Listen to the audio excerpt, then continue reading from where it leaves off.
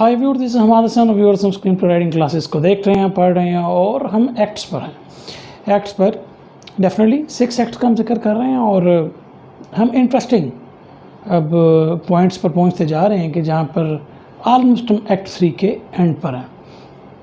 और लास्ट में हमने एक्ट 3 की इंटेंशनल अपोजिशन को देखा था और ये देखा था कि ये अपोजिशन कैसे जानबूझकर हीरो को या मेन कैरेक्टर को रोकने के लिए की जाती है।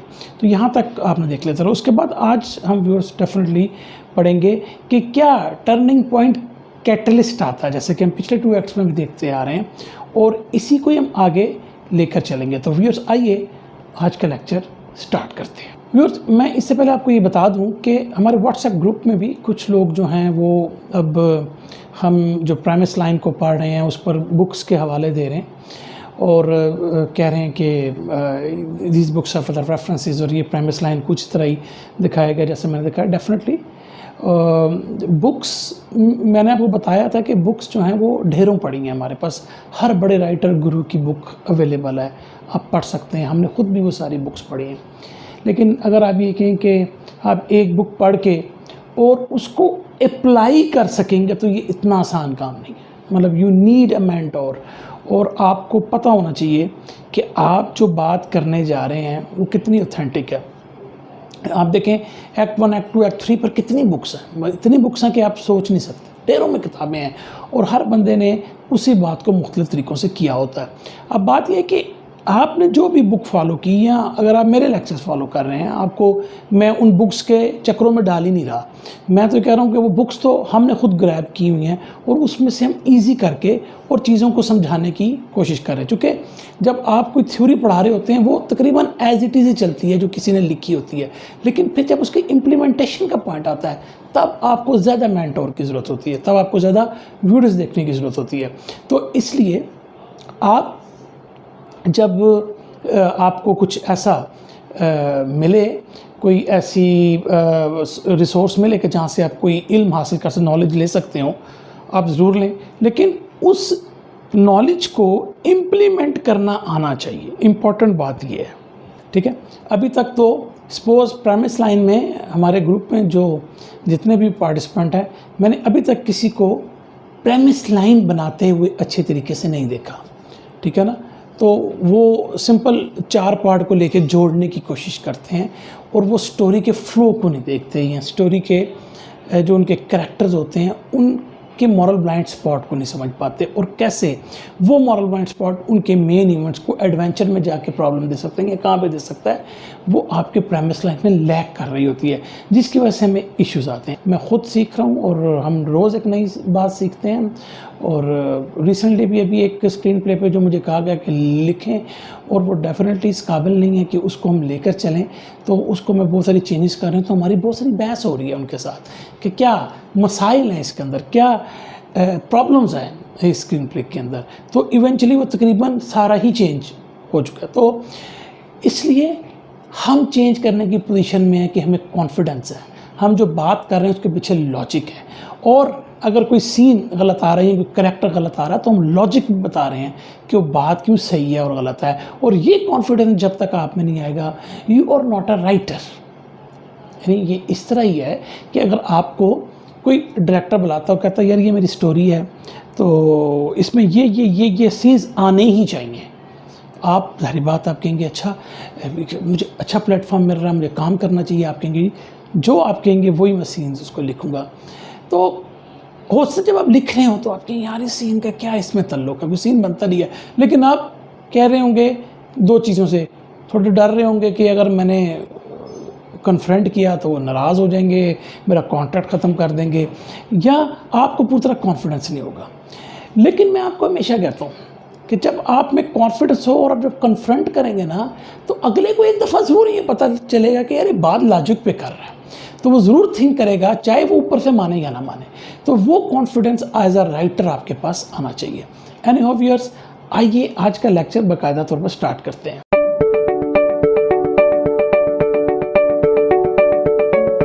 तो व्यूअर्स, जब कैरेक्टर 3rd एक्ट के तकरीबन एंड में आ रहा होता तो उसकी जो एक ऑलरेडी परेशान कुन पोजीशन बन चुकी है, चूँकि हमने बताया था कि यहाँ तक एंटेगनिस्ट क्लियर हो चुका है और वो आपकी इंटेंशनल आपको अपोजिशन देना शुरू किया, तो लिहाजा आपका हीरो जो है वो यहाँ पे परेशानी में है।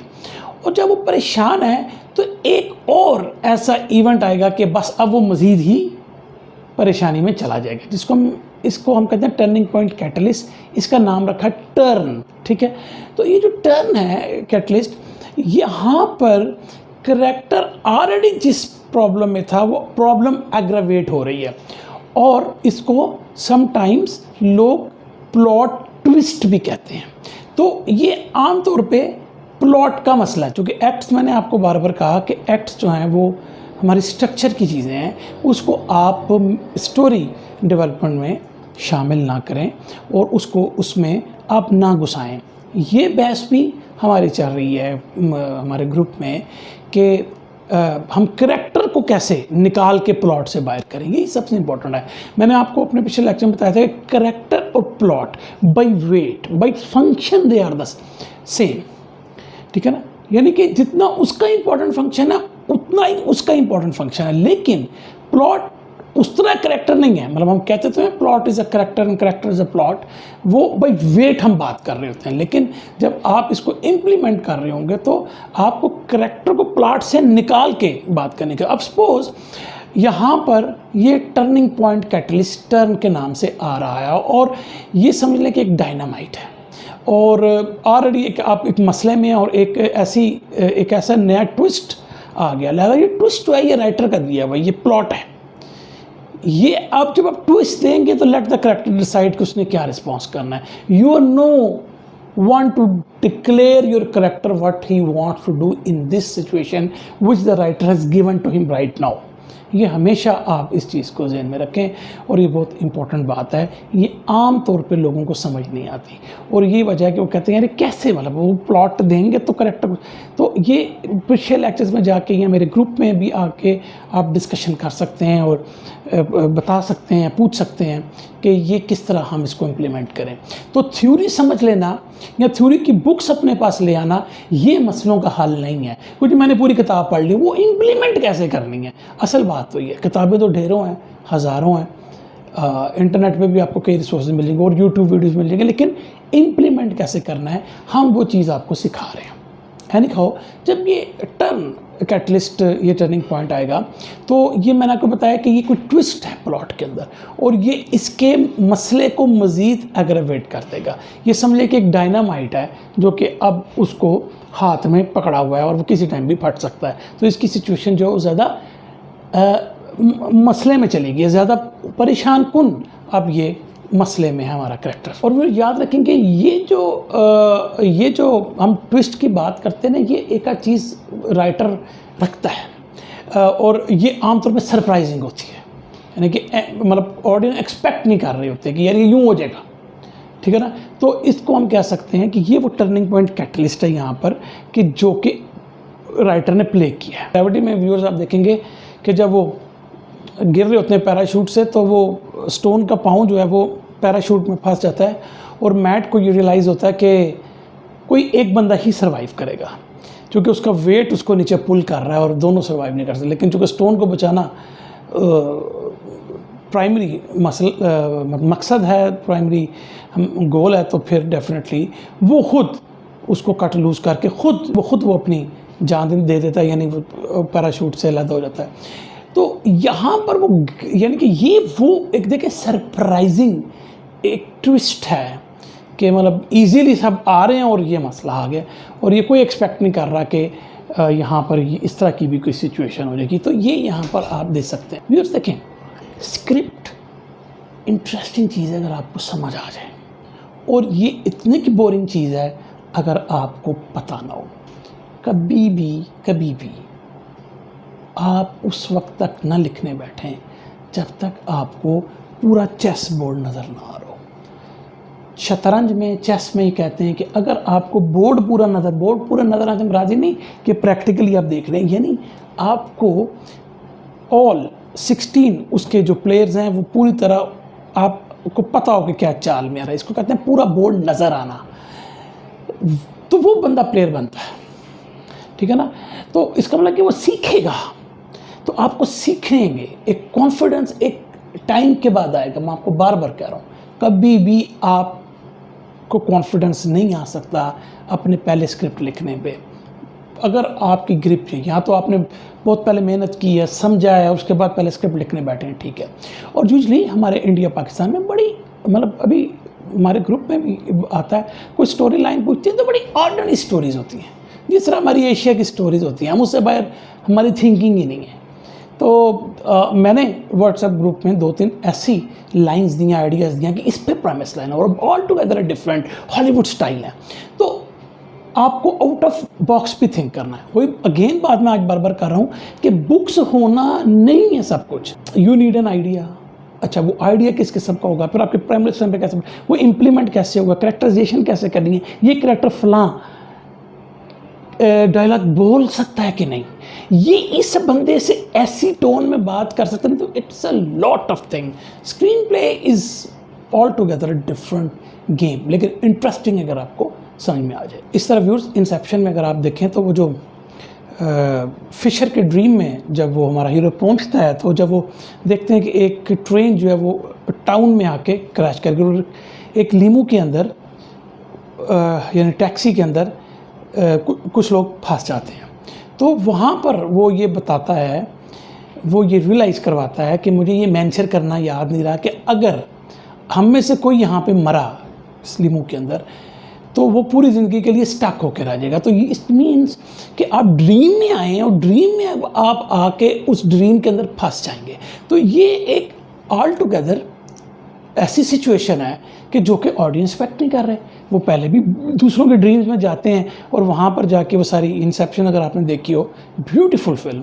और मतलब कभी इस पर बात करेंगे, मतलब इवन मैंने इसको 2 दफ़ा देखा, तो फिर मुझे इसकी कई चीज़ें जो मुझे पहले में समझ नहीं आई थी, मुझे फिर समझ आई। तो मतलब टेक्स टाइम टू अंडरस्टैंड। तो ब्यूटीफुली कम फिल्में ऐसी बनती हैं, नाइस फिल्म। तो वो gravity of the situation change होगी वहाँ पर, और बहुत डिफ़िकल्ट। ऑडियंस एक्सपेक्ट ही नहीं कर रहा कि यार पहले भी ये ड्रीम में जाते हैं, मसला ये करके आते हैं, लेकिन यहाँ पर ये जो अल्टीमेटम उसने दे दिया, कोई मरा तो अब हम लीमू से पूरी ज़िंदगी बाहर नहीं आ पाएंगे, तो we will stuck in the dream. तो इस तरीके से ये टर्निंग पॉइंट कैटलिस्ट होता है। ये जो टर्निंग पॉइंट कैटलिस्ट है, इसका एक फ़ायदा होता है हमारे कैरेक्टर को कि वो अपने लाइन ऑफ एक्शन को, कहते हैं ना, रीअश्योर करता है या रीप्लान करता है, क्योंकि अब उसको एक्ट 3 के बेसिकली टर्निंग पॉइंट पे जाना है। हमें पता है कि कमिटमेंट जब उसने एक्ट 2 में की थी, तो वो कमिटमेंट करके ही एक्ट 3 में आया था। लेकिन अब ये जो इसको यहाँ पर टर्निंग पॉइंट कैटलिस्ट मिला है कि जिसने एक गंभीर सिचुएशन उसकी बना दिया, और इसके नतीजे में अब वो रीथिंक करके रीप्लान कर रहा है अपने लाइन ऑफ एक्शन को। तो यहाँ पर जो आगे टर्निंग पॉइंट आ रहा है, यहाँ पर अब उसको स्टेप फर्दर जाना पड़ेगा, ताकि अब वो ऑल टुगेदर सब कुछ भुला के, सब कुछ चीज़ों को सामने रख के सिंपल अपने गोल को हिट करे, ठीक है। और इसके बाद फिर वो आ जाएगा टर्निंग पॉइंट एक्ट 3 का, जिसे हम मोमेंट ऑफ ट्रुथ कहते हैं। व्यूअर्स, हमने स्टोरी इंजन में भी इस चीज़ को देखा था कि ये एक मोमेंट ऑफ द ट्रुथ होता है। तो व्यूअर्स, मोमेंट ऑफ ट्रुथ क्या है? ये बहुत ही क्रूशियल लाइफ चेंजिंग जगह आ गई है उसकी। क्यों लाइफ चेंजिंग जगह आ गई? वो सब चीज़ें जिसमें वो आज तक बिलीव करता आ रहा था, चाहे वो फॉल्स बिलीफ ही थे, चाहे उसका मॉरल ब्लाइंड स्पॉट ही था, ठीक है ना। यहाँ पर उसको रियलाइज़ करना है कि उसका ट्रू नेचर क्या है। ये देखिए, इनर की कहानी आ गई। ट्रू नेचर क्या है और वो क्या चीज़ हासिल करना चाहता है, और उस पर उसको बिलीव करना पड़ेगा, ठीक है ना। ये वो इम्पॉर्टेंट, ये हम पहले भी पढ़ के हैं ट्रुथ मोमेंट में, लेकिन यहाँ पर मैं आपको दूसरे तरीके से, बात वही है। वहाँ पर भी वो रियलाइज़ करता है कि मुझे चेंज होना है कि चेंज नहीं होना है। उसमें मैंने आपको 2 सूरतें बताई थी कि ट्रुथ मोमेंट जब आता है तो आइदर करैक्टर चेंज होता है या नहीं होता। चेंज होता है तो उसके अपने कॉन्सिक्वेंसेस है, नहीं चेंज होता तो उसके अपने कॉन्सिक्वेंसेस। उसको अपने ट्रू नेचर को देखना है। और अगेन मैंने आपको कहा था कि चूँकि ये कन्फ्लिक्ट्स की जंग है, आइडियल्स की जंग है, तो वहाँ पर अब उसको देखना है कि उसने कन्फ्लिक्ट की कौन सी साइड पर रहना है, चेंज और नो चेंज, ठीक है ना। कन्फ्लिक्ट सुपीरियर पे रहना है, इन्फीरियर में रहना है, ठीक है ना। तो व्यूअर्स, मैंने आपको बताया था कि जिस गेम ऑफ थ्रोन्स में नेड का क्या मसला था। जब वो हैंड ऑफ द किंग बना और उसका किंग जो है वो हंटिंग पे चला गया और उसको ये रियलाइज़ हुआ कि किंग की जो वाइफ है वो अपने भाई के साथ गलत रिलेशनशिप में है और उनमें से उनका बच्चा भी है। ये उसको रियलाइज़ होता है और वो उसको बुलाता है और वो बताता है वहाँ पे कि जी मुझे ये सारा कुछ पता है। तो वहाँ पर और वो किंग की वाइफ को या क्वीन को दूसरे लफ्ज़ों में ये कहता है कि उसके लिए बेस्ट ये है कि वो शहर छोड़ के चली जाए। अब यहाँ पर वो क्या कर रहा है, यहाँ पर वो चेंज नहीं हो रहा। जो सुपीरियर आइडियल है वहाँ पर उसके साथ वो नहीं हुआ, वो चेंज नहीं हुआ, वो इन्फीरियर के साथ ही बैठा हुआ है, जिसकी वजह से फिर उसकी मौत होती है। तो व्यूअर्स, जैसे मैंने अभी थोड़ी देर पहले बताया कि ये टर्निंग पर करैक्टर की जो है आपकी इंटरनल चेंज का करैक्टर को देखना है, उसको देखना है कि क्या उसको अपने कोई एटीट्यूड्स बदलने हैं या अपने बिहेवियर को बदलना है या उसकी वजह से कुछ मसाइल पैदा हो रहे हैं, उनको वो चेंज करना है। ये वो पॉइंट है कि जहाँ पे वो देखेगा, क्योंकि उसके बाद डिसीजन नहीं रहेगा। डिसीजन का टाइम ये है कि either go to either side of the conflict, और उसके अंदर उसका जो दिल है, जो मन है, उसको क्या वो रोक रहा है या उसकी तरफ जा रहा है, ये आपको सीखना है। ये जिस राइटर ने सीख लिया कि इंटरनल क्या होता है किसी करैक्टर का, ख़त्म, you will be a great writer. हमारे राइटर्स का मसला क्या है कि हम सिर्फ प्लॉट पे खेल रहे थे, दैट्स ऑल। उधर चला गया करैक्टर, वहाँ से उसको फंसा दिया, वो पिंजरे में चला गया, पिंजरे से निकाल लिया, अब वो पानी में डूब रहा है, वो लड़की को बचा रहा है, दैट्स ऑल। हम ये खेलते रहते हैं। और वो कहेंगे बड़ी अच्छी फिल्म देखी है, बड़ी अच्छी फिल्म देखी। यार ये कोई फिल्म तो नहीं है। अब क्या फिल्म, क्या सीखा आपने फिल्म में? लड़की को कैसे बचाते हैं, मतलब ये सीखा। अगर लड़की को बचाना आपने सीखना है व्यूअर्स, तो हम फिल्म देखकर क्यों सीखें? हमने सीखना है कि लोगों का इंटरेक्शन कैसे होता है और करैक्टर कैसे बदलता है। हम वो चीज़ें अपने आप में भी देखते हैं और फिर हम देखते हैं कि क्या हम भी चेंज हो सकते हैं। ये स्टोरीज होती हैं। और व्यूअर्स, चूँकि मैंने कहा था कि इस टर्निंग पॉइंट तक पहुँचते पहुँचते व्यूअर पहले करैक्टर जो था वो पैसिव था, उसके बाद फिर वो एक्ट 2 में आके प्रोएक्टिव हुआ और इस जगह पे आके वो बेसिकली ऑफेंसिव हो जाता है। यानी कि उसके अब वो बेसिकली कहते हैं किश्तियाँ जला देना वाला काम, तो अब वो ऑफेंसिव ऑल टुगेदर। जैसे आप कैटनिस को देखें हंगर गेम्स में व्यूअर्स, फर्स्ट टाइम वो ऑफेंसिव होती है, वो नेट होता है, वो जो ट्रैकर जैकर नेट होता है, वो सोए हुए जो होते हैं उसके कंटेस्टेंट्स, जो उसके दुश्मन होते हैं, उन पर वो फेंक देती है। तो ये फर्स्ट ऑफेंसिव उसका जो है वो ऑल टुगेदर एक ऑफेंसिव उसका एक्ट था और ये वो अब ले चुकी है। दूसरे लफ्ज़ों में वो अपने मोमेंट ऑफ द ट्रुथ को रियलाइज़ कर रही है। मोमेंट ऑफ ट्रुथ को रियलाइज़ करके कि if he has to survive, उसको कॉन्फ्लिक्ट की कौन सी साइड पर रहना। तो इस केस में उसको विन करना है सुपीरियर कॉन्फ्लिक्ट के साथ, आइडियल के साथ, कॉन्फ्लिक्ट में सुपीरियर आइडियल के साथ रहना है। तो फिर वो ये काम करती है। तो यहाँ पर वो ऑफेंसिव होगी, यहाँ पर उसने कुछ छोड़ा तो वो ऑफेंसिव हो गई है। तो इस तरीके से ये टर्निंग पॉइंट की कुछ चीज़ें थी व्यूअर्स, मुझे आपको बतानी थी कि ये क्यों इम्पोर्टेंट है और यहाँ से कैरेक्टर क्या अपने डिसीजन लेके आगे जाता है। तो व्यूअर्स, चेंज और नॉट चेंज का भी मैंने अभी बता दिया आपको, नेड स्टार्क की भी मैंने आपको एग्जांपल दी है कि ये वो एक्चुअली मोमेंट ऑफ ट्रुथ में आ रहा है कि हैज़ टू चेंज और नॉट टू चेंज।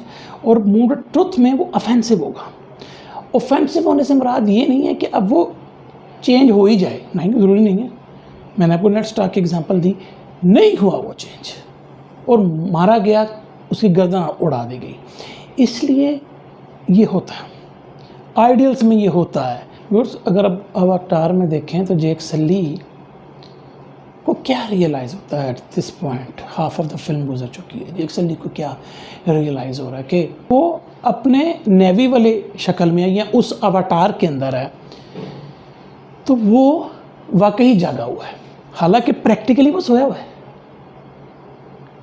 खूबसूरती देखें ना, practically he is sleeping inside that, वो जो भी उनका वो बना हुआ जिसके अंदर वो लेटता जाके और फिर वो खुद तो ख्वाब में चला जाता और फिर उधर से वो ट्रांसफॉर्म होके तो अवतार में चला जाता है और नेवी की जगह पे चलता है। तो वहाँ पर वो बेसिकली रियलाइज़ कर रहा है कि जब वो अवतार के अंदर होता है तो वो जाग रहा होता है, लेकिन जब वो ह्यूमन बॉडी में होता है, जबकि वो प्रैक्टिकली तो चल रहा होता है लेकिन असल में वो वहाँ पे सोया। तो यहाँ पर क्या है, ये मोमेंट ऑफ ट्रुथ आ गई है।